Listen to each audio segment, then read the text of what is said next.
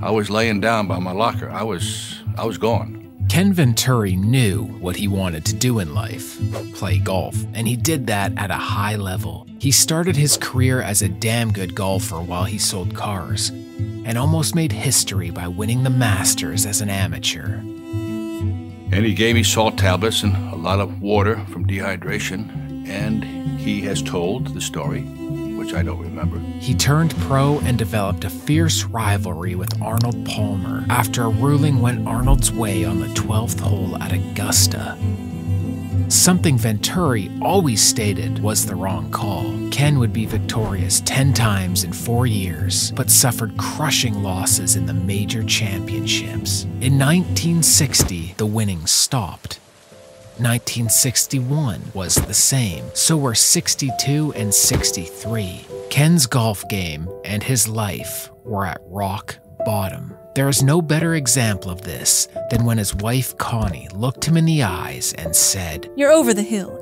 There's nothing left for me here." Mr. Venturi was broken, forgotten by many of his peers, and as a result, drowned his sorrows in alcohol. His career was most certainly over.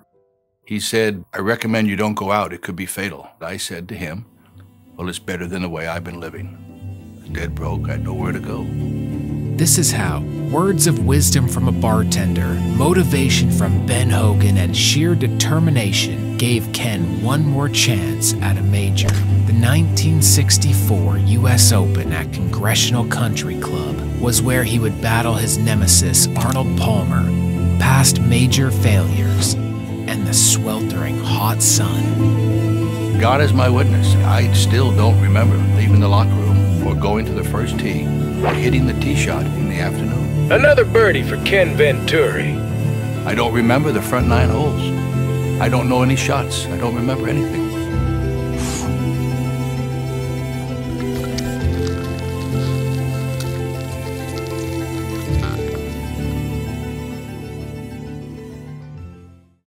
Ken Venturi's grandfather came from Italy and landed in San Francisco, California, where Ken would eventually be born on May 15, 1931. The only place there wasn't peace for Ken was at school. He stuttered, making him an easy target for his classmates. Busted noses and black eyes followed. Interestingly, this abuse would turn him towards golf. My mother asked me what I would do, and I said, well, I'm going to just pick up the loneliest game I know and go hit golf balls. Venturi started playing the game with his father at a young age. Because of the area in which he lived, the first course he played was Harding Park, located in western San Francisco. Ken's first ever round at Harding Park went about as good as expected. He shot a 172. The score didn't matter though, because right from the start he was hooked. His dad took the game seriously, ensuring Ken played by the rules, counted every stroke, and teed off from the back tees. Some kids would have quit after a few holes, but Kenny was determined to prove himself. In his autobiography, Getting Up and Down, he writes, "I worked on my game for hours and hours at Harding Park's 6-hole practice facility, trying to mimic the smooth, balanced swings I observed." He saw his hero Byron Nelson in 1946 at Olympic Club during the San Francisco Open. Came home to my mother and I said, I just saw the greatest golfer in the world, and I want to grow up to be just like him.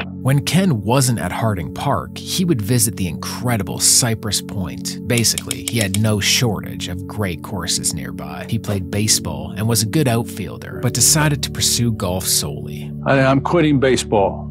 He said, how can you do that? I said, I found out they live a lot better at country clubs than they do at dugouts. Mr. Venturi's game was getting good. At 18, he won the 1950 San Francisco City Golf Championship, and after bragging about how great he was, his father hit him with some life wisdom. When you're as good as you are, he says, you can tell everybody.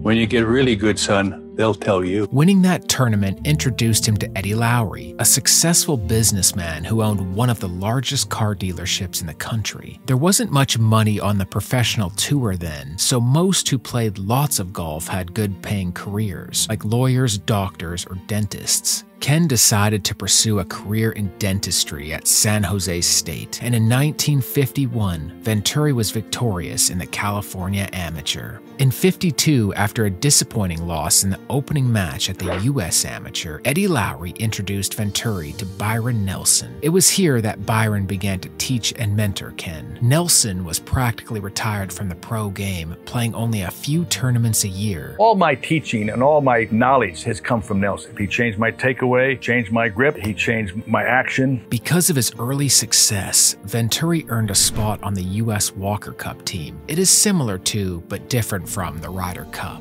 This U.S. team, which also included Harvey Ward and Gene Littler, beat their opponents 9-3. When Ken's career in dentistry didn't pan out, he joined Eddie Lowry and became a car salesman. He would sell cars in the morning and play golf in the afternoon. In 1954, he was drafted into the Army. After high school graduation, plan your Army education. And during the same year, he was invited to the Masters because he was on the U.S. Walker Cup team. After playing with Ben Hogan, one of his idols, Venturi finished tied for 16th, earning him an automatic invite the following year, which he missed due to military service. He was deployed in Austria and returned home after 16 months overseas. This would be a big turning point for Ken. He would find himself as the third-round leader at a major as an amateur, with a chance to make history.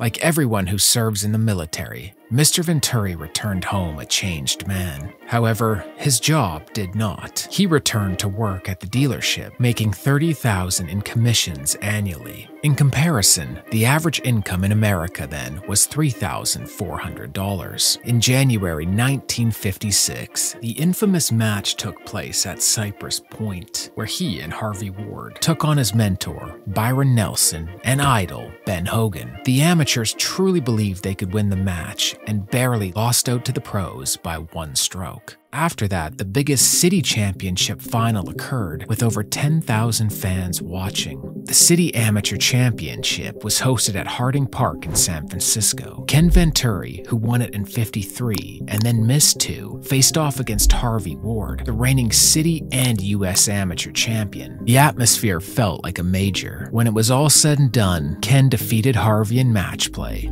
One note on Harvey Ward: he would win the U.S. Am again later that year, but would lose his amateur status in 1957 for accepting appearance money from sponsors. He turned pro years later, becoming a golf instructor and the coach of Payne Stewart. After the win, Venturi would probably be invited to the Masters. Ben Hogan made sure that would happen. I got to play in the Masters in '56 because I was voted in by the Masters champion. They had one vote to get one person in, and Ben Hogan was responsible for putting me in the Masters in '56. It was there at Augusta where the new husband, Army vet, and father's life would change forever. After a few practice rounds with Byron Nelson, 23-year-old Ken Venturi felt more ready than ever. The preparation paid off early. 4 birdies in a row to begin round 1 proved that. By the time he was finished, Ken shot a 6-under par 66. This bogey-free round, in which he hit 16 greens in regulation and had 8 one-putts, remains the lowest round ever by an amateur at the Masters. In round 2, he was paired with 3-time Masters winner Jimmy Demerit and would fire off a 69, the lowest round of the day, and held a 4-stroke lead. The third round was different. After shooting a 40 on the front 9, his lead evaporated, but he turned it around and birdied holes 13, 14, and 15. After 18, he posted a 3 over 75. However, it was a tough day for everyone, and Ken Venturi still held a 4-shot lead going into Sunday. The Augusta committee had a unique problem, something we will never see again. Back then, players weren't paired based on their aggregate scores, and the leaders were staggered throughout the day. For example, the 3rd place and 47th place players could be paired together and start their rounds early on.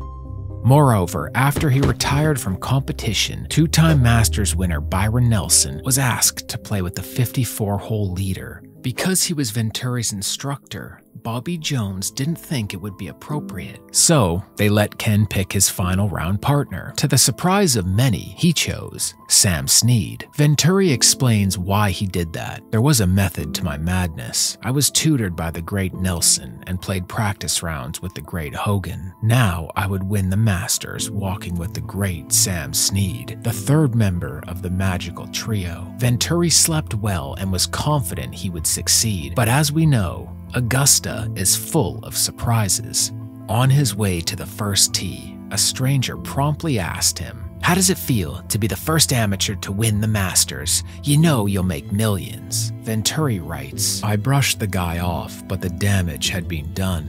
He was right. I would win the Masters. The victory would change my life. I would become the most celebrated amateur since Jones. With business offers coming my way, I could buy my parents new cars or a new house." Ken's focus was shot. He bogeyed 10, 11, 12, 14, 15, and 17. After parring the 18th, it hit him. He would not be the first amateur to win the Masters. He shot a final round 80, and Jack Burke came from 8 shots behind to win by 1. This finish is one of the biggest what-ifs in Augusta's long history. It was a crushing blow to Venturi, his fans, mentors, and even Bobby Jones, who wanted nothing more than an amateur to win. This is the only time an amateur has finished in second place alone at the tournament. Charlie Coe in 1961 and the incredibly successful Frank Stranahan in 1947 tied for second in their Masters bids as amateurs. Ken later said picking Snead was a mistake as they barely knew each other. The two would have tension later in their careers. Of course, no matter who he played with, the pressure to win was massive. A reported 10 million people watched the first ever Masters broadcasted on national TV. When he returned home to San Francisco, the press bombarded him with questions. Venturi said he answered them just fine, but tomorrow's headlines told a different story.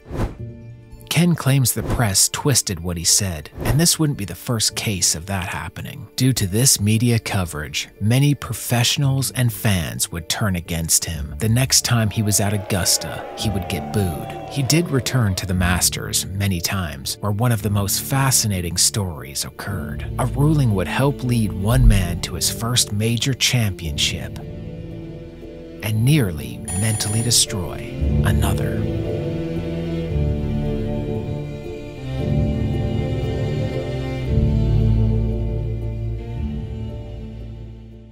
While hard to take, the loss at the Masters didn't affect his game. Ken played in the US Open at Oak Hill Country Club, finishing in 8th place.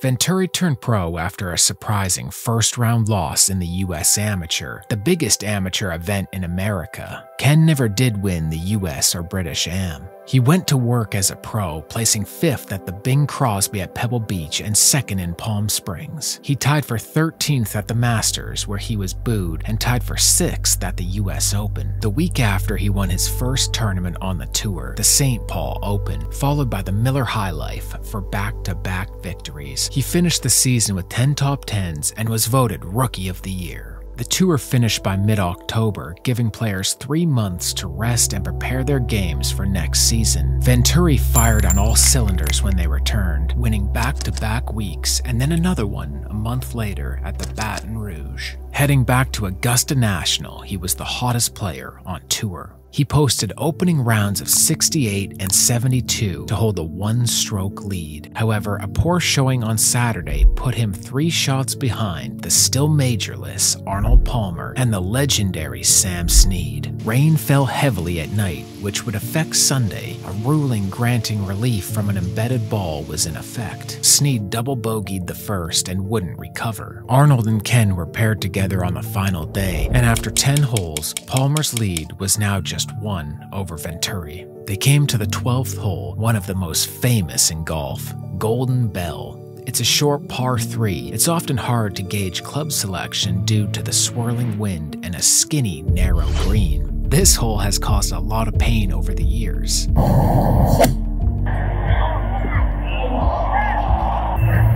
not going to scare him if he goes long.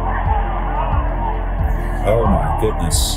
The Sunday pin placement presents a target many don't aim at, opting for a play near the back center of the green, which is what Venturi did. Palmer's ball flew the green, landing close to but not in the bunker. It looked embedded, which should have relieved Palmer, but according to the rules official that was present, it was only half embedded, whatever that meant. So he told Arnold to play the shot as it was, while Palmer protested. Ken made a 2-putt par.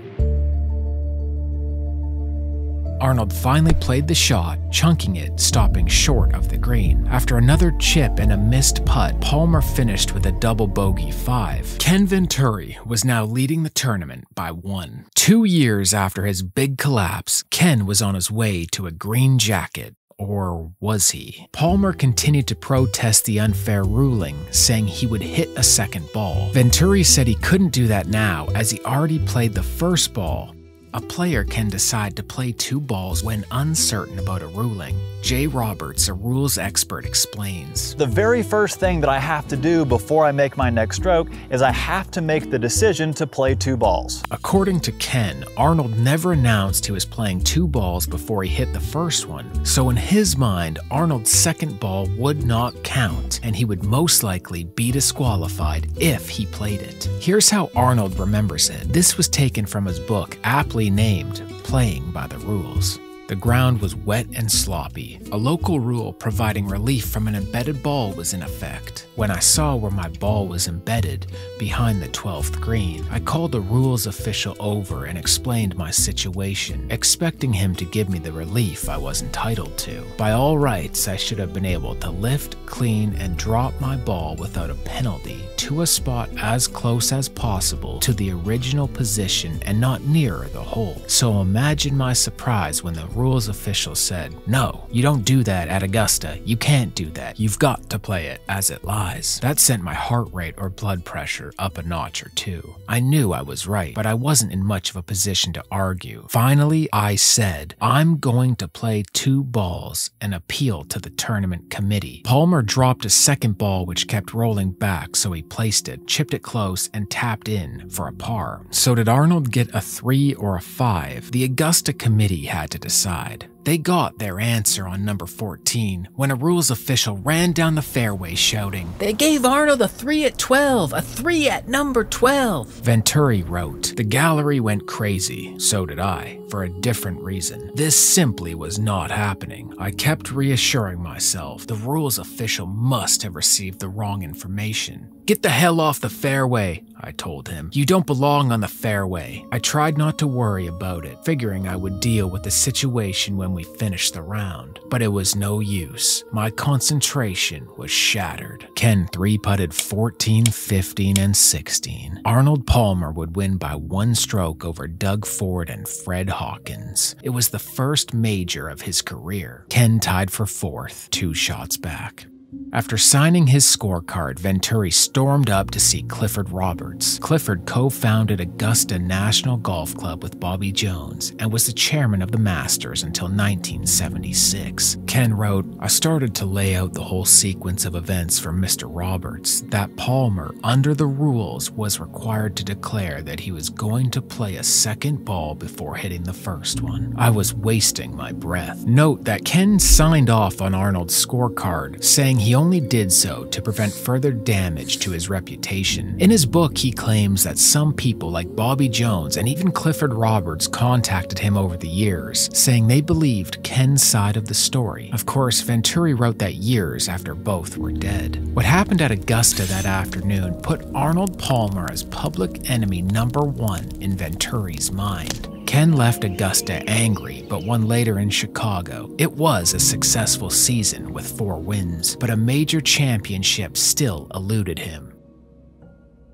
In 1959, Ken Venturi won the LA Open after shooting a 63 in the final round. It looked like a great year, but it wasn't. He could only record 2 top 10s between January and April in 8 starts, but he managed to repeat as the winner in Chicago. His second son was born, but his family life was unhappy, as he and his wife had problems. In 1960, he won at Pebble Beach and had several top 10s before again being in contention at the Masters masters. Who else would it come down to except Palmer and Venturi? On the final day, Kenny parred 18. And it's in. Venturi with a 4. Posting a score of 5 under and putting pressure on Arnold, who was on the 16th green, currently 1 shot back. Venturi remembers what happened, writing, "Palmer, as aggressive as ever, killed the putt. The ball hit the flagstick, leaving him with an easy 2-footer for par." Arnold Palmer was not nicknamed the King for nothing.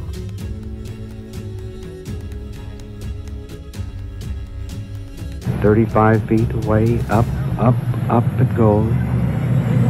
Into the cup." He hit an excellent drive on 18 and followed with a superb approach to within about 6 feet. Ken recalls, "I left the cottage alone. When I saw where the ball ended up, I didn't have to watch."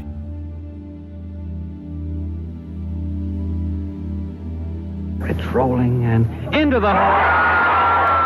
Even louder than the last one, the roar told me everything I needed to know. Suddenly coming up short for a 3rd time in 5 years. There was no 80 this time, no incorrect ruling. Yet I did not win the Masters. Little did I know I would never be Masters champion. Later that season at the US Open, Arnold Palmer was victorious and Ken Venturi was a non-factor. Ken did win the Milwaukee Open and had a great year financially, but still no major championship. He was headed into 1961 looking forward to another great season, only it never came. In its place was almost 4 years of misery. As the 61 season started, Venturi was poised to win tournaments. His focus, though, was on something else. He writes, "As brilliantly as Palmer had performed in 1960, I was convinced that I could match, if not surpass him." Arnold Palmer was still on his mind. If you read his autobiography, Palmer was still on his mind when he wrote that, too. He failed to qualify for the US Open and would miss the event for the first time since 1955. The year got worse. While driving his car, somebody smashed into it and Venturi injured his back and ribs. What followed was a miserable rest of the season with no victories. The next year was no better. After a round in Palm Springs, Ken felt the pain in his chest. He finished the round but couldn't continue and decided to take some time off. When he returned, his swing was not what it used to be. His usual flowing action was now altered to compensate for the discomfort. The season ended and Venturi earned less than $7,000.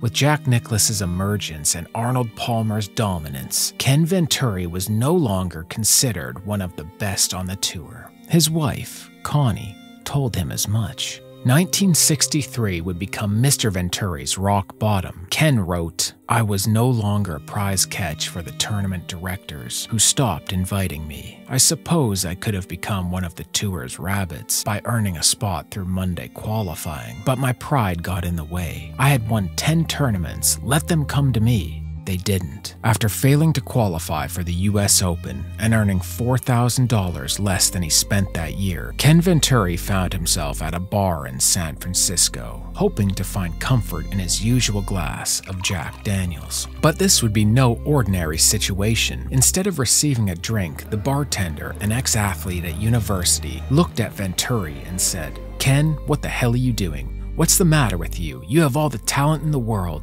and you've been pissing it away. You're making a total wreck of yourself.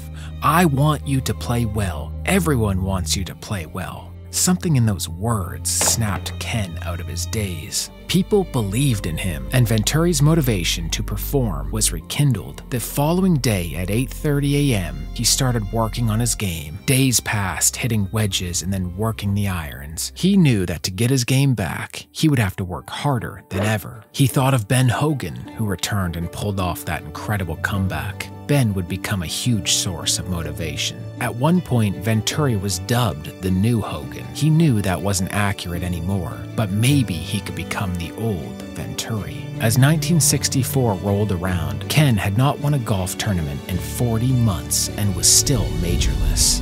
Ken Venturi would have one more chance to win a major tournament, this year's US Open at Congressional Country Club, where he would battle his past failures, Arnold Palmer, and the sweltering hot sun.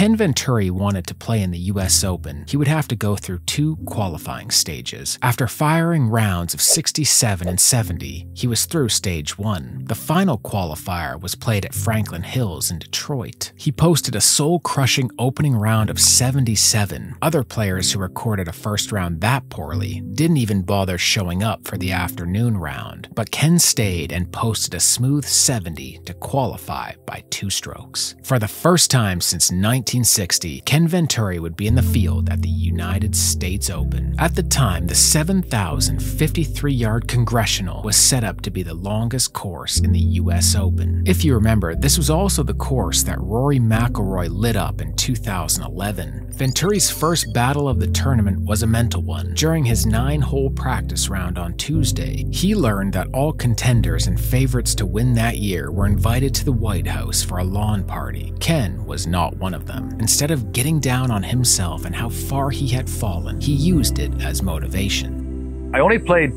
2 practice rounds, and both of them were 9 holes. 9 holes on Tuesday, 9 holes on Wednesday, and both of them were with Paul Harney, and it was so hot. It would get even hotter once Thursday came around. Mr. Venturi shot an opening 2 over 72, 4 shots back of his arch nemesis Arnold Palmer. He shot an even par 70 for the second round and was 6 shots back. On the final day, the sun would reach 100 degrees Fahrenheit. This was also back when the third and final rounds were played on Saturday. Ken couldn't control the weather, only his game. I got on the first hole in the morning, and I hit a good drive, and I knocked it in there about 12 feet from the hole. And I hit it, and the ball hung on the lip and started walking, and I just kept staring at it. And by the time I got to the ball, it fell in the hole. And I said to myself, okay, you've got 1 shot to play with. Fire at every flag you can until you lose that shot. Just fire it at every pin. And I went out in 30. But the heat increased, and Venturi started losing control, not his mind, but his body. I missed a 3-footer at 18 where I began shaking. I didn't know what was wrong. I just couldn't stop shaking. The heat and the dehydration have affected Venturi. After finishing with a great round of 66, Venturi was in second place, 2 shots behind Tommy Jacobs. But something was wrong with him, and he had to figure out what was happening. A car drove him up to the clubhouse. A doctor looked at him and told Venturi he was suffering from heat exhaustion. The hot sun and lack of water or electrolytes were the culprits. Heat exhaustion is different than heat stroke. Heat stroke symptoms include confusion, delirium, seizures, loss of consciousness, and the core body temperature above 104 degrees Fahrenheit. Heat exhaustion symptoms include dizziness, headache, nausea, weakness, muscle cramps, and fatigue. The core body temperature is elevated but remains below 104 degrees Fahrenheit. Dr. Everett, who waited on me, he said, I recommend you don't go out there, Ken. It could be fatal. My line to him was, it's better than the way I've been living. He was referring to his golf game, marriage, and life. Ken returned to the first tee after a short 50-minute break between rounds. His drive beginning the final round is long and straight. Incredibly, he would par the first 5 holes. Watch the break on this putt.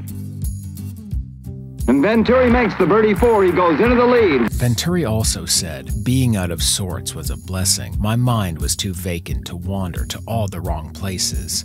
Remarkably, while others were falling behind, he was improving his score. This includes Arnold Palmer, who would shoot rounds of 75 and 74, finishing at 6 over. Mr. Venturi's long game was spectacular that day. On all 14 approach shots to the green, he was almost in the same spot and used the same club as he did for the morning round. On 18, Venturi still didn't know if he was in the lead. My tee shot at 18 just splits the center of the fairway, and I'm down about 250, 260. This is the first time I lean over to a good friend of mine. His name is Bill Howley. And I said, Bill, how do we stand? He said, the tournament is really ours. I have a 4-iron left to the green, but I do not want it to go in the water, and I block it out slightly and put it in the bunker. This is one moment I will never forget. This is the greatest ovation I have ever heard, and it made everything come true, a lifelong dream that I have now got the Open tightly in the grasp of my hand. Ken was always considered a fabulous bunker player, so he played this shot, which stopped 10 feet from the cup. There would be no choke this year. Venturi took a deep breath. I hit the putt. And as the putt goes in, my exact words as I raise my arms was, "My God, I have won the Open." He finished with a final round even par 70, 2 under for the tournament. The 33-year-old Ken Venturi was the 1964 US Open champion. 4 shots better than second place and the only player who finished under par. Venturi remembers little about that final round. When I got through the 18th hole, I gave Ray Floyd his card, and it didn't have a single number on it. To this day, I do not know what he shot. I do not know one single hole he played, and I do not know one single shot that he played. The failures, the close calls, and the disappointments were history. Speaking of history, with this win, Ken was the first of 2 golfers to have won the US Open by getting through both the local and sectional qualifiers. Ken Venturi finally won his major, and would never win another one. But it didn't matter as much, because he finally silenced the critics in the press, his home, and the one in his mind.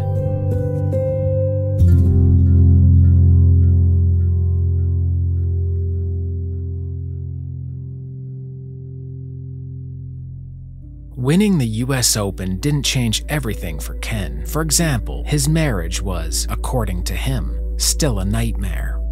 Venturi kept his winning streak going with victories in July and August '64. He earned $63,000, finishing 6th on the money list. He wrote that his only regret was not playing in the Open Championship that year, held at St. Andrews. But just like before, the lows followed the highs for Mr. Venturi. In late October, during a match with Gary Player, Ken started to lose the feel of his clubs. He assumed it was the cold weather, but when he looked down at his hands, all he could see was the skin of his fingers peeling off. In 1965, after missing the cut at the Masters, Venturi got a second opinion from a doctor. He was suffering from carpal tunnel syndrome in not one, but both wrists, and would need surgery. Ken tried to defend his US Open title, but shot rounds of 80 and 71, missing the cut by 10. Afterwards, he flew to Minnesota for surgery. In September, he played on the US Ryder Cup team,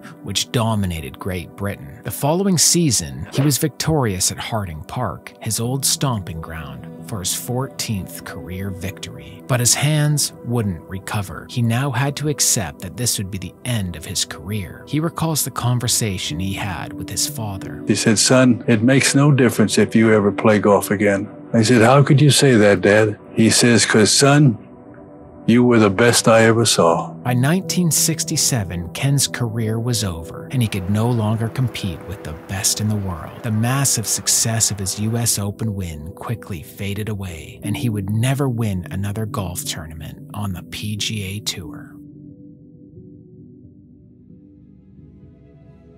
Ken Venturi needed another hand surgery in 1970, the same year he and his wife divorced. Ken's professional career was relatively short, with a winning streak from 1957 to 1966. But not all was lost, as he would find a new golf-related venture lasting 35 years. He would become the lead analyst and the voice of CBS. Many people remember his time on CBS memorably, but it almost didn't happen. When I was hired 29 years ago by Frank Chirkinian, he asked me if I wanted to try television.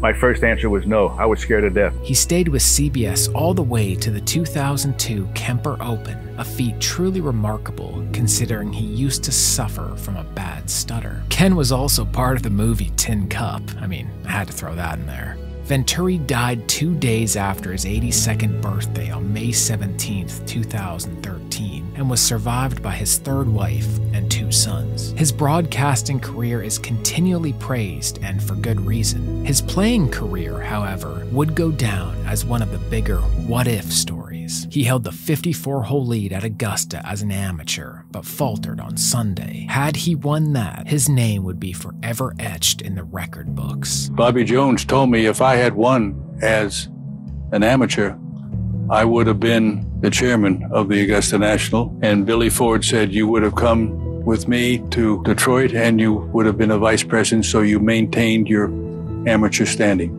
He was close to the green jacket again in 58 and 60, but couldn't close the deal, losing to his rival Arnold Palmer in both.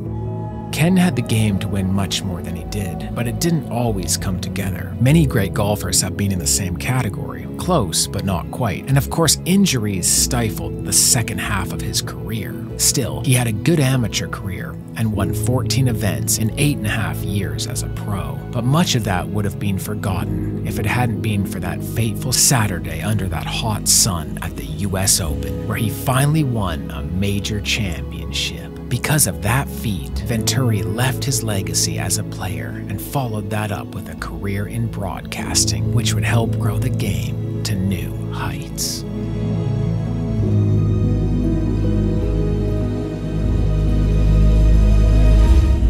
Hey, thanks for watching this video, I truly appreciate it. Check out this documentary on Mo Norman, who had his own story at the 1956 Masters as an amateur and lived a life unlike any other golfer in history.